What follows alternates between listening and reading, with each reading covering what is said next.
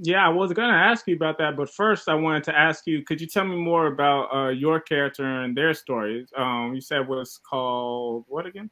Orphan bloodline. The character's name is Ace. He was abducted. He has a blood disorder.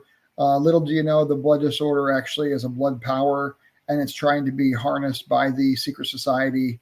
And he has to deal with the hardships of life and growing in strength while being in the underworld of China. He's part German, part American, and now he's in China and doesn't speak a language. And the barriers there as a teenage guy, and then also his blood disorder, which is also now being turned into or harnessed by the secret society to be a blood power.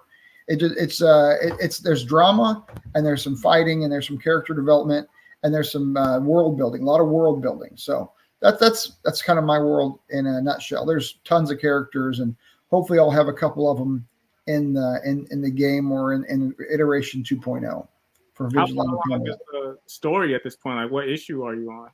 Yeah, so we're doing the third issue in art right now, but I've written, 17, 18 comics issues. It's just that we have to get the artwork done one by one. That's the slow down. So we're working on it. And the cool thing about my world is that it does tie into a lot of past stories that go back hundreds of years. So I have side stories from the Middle Ages, Black Plague era, and I have side stories for feudal Japan. And these side stories are where the blood powers interacted with those cultures and how then it came to impact our main character today. So there's a lot of deep flashbacks like that. So Okay, like we talking like Naruto flashbacks? We going that deep, like Naruto filler flashbacks? I think sure, yeah, I think so. Oh wow, Uh, like yeah. it's it's based in our current world, but it's an alt history.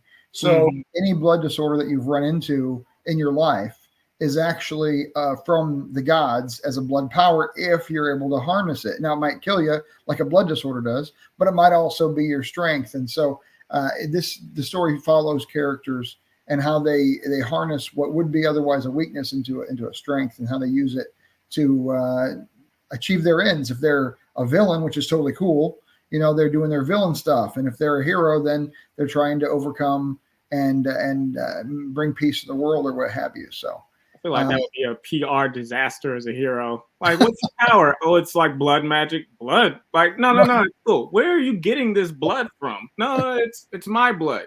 You're throwing your blood on people. That sounds very unsanitary. Like, I feel like that's an uphill battle as a hero. Come on, Benny, man. The kid is a L7 weenie.